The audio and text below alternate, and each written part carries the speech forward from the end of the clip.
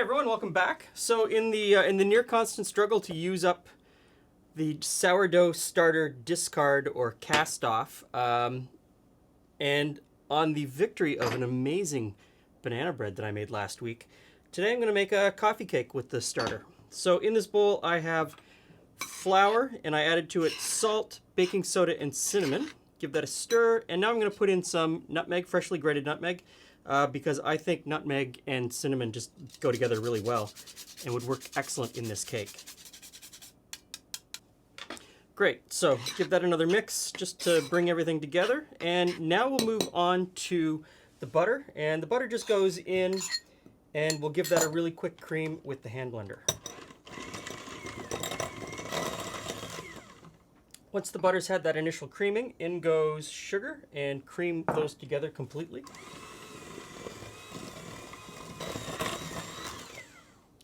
Next in is a little bit of vanilla and 1 egg.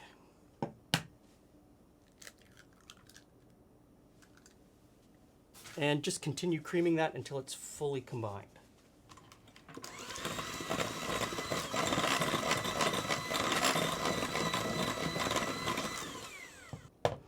Now it's time for the sourdough starter. Now this is starter that I need to feed today.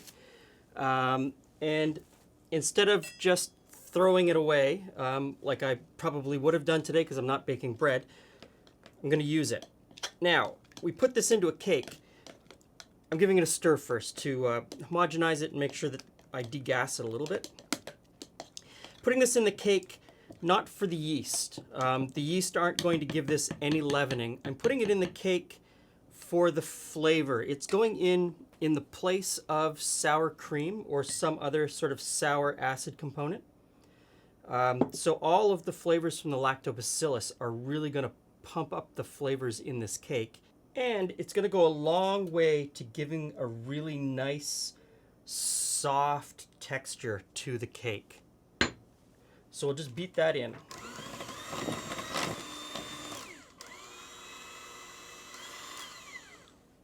Great, so that's it for the beater. And before I put the starter away for the night, I'm going to feed it so that it's ready to go tomorrow when I'm going to bake some bread. Next up, I'm going to make the topping before I mix these two ingredients together.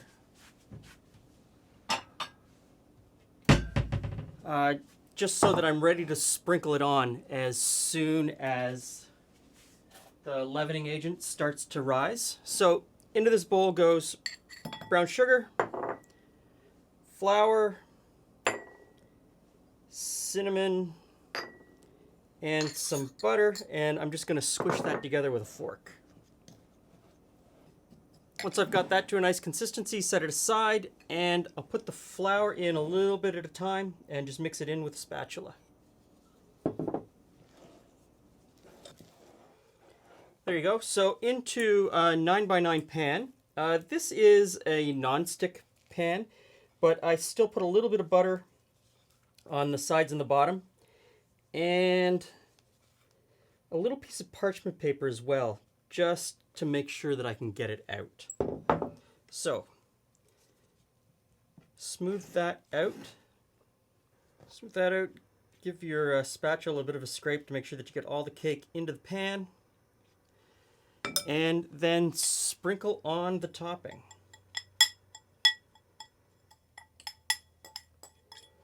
I'd spread it over the top a little bit after you sprinkle it on, just to make sure you kind of get it even. And then into a preheated oven.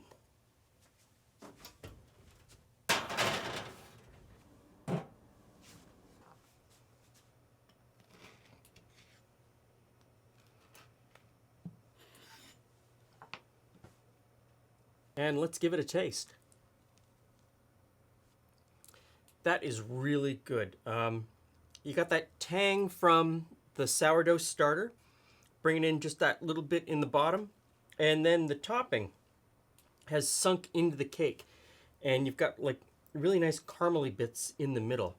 I think this would be really good if you could put nuts in it, put like walnuts or pecans, or pretty much any kind of nut would go really well in this.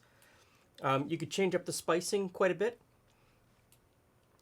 put in different warm spices just to kind of take it in a different direction. And if you don't have sourdough starter, just use sour cream or yogurt. You'd come to pretty much the same place. So, I'm going to finish my piece of cake. Thanks for stopping by. See you again soon.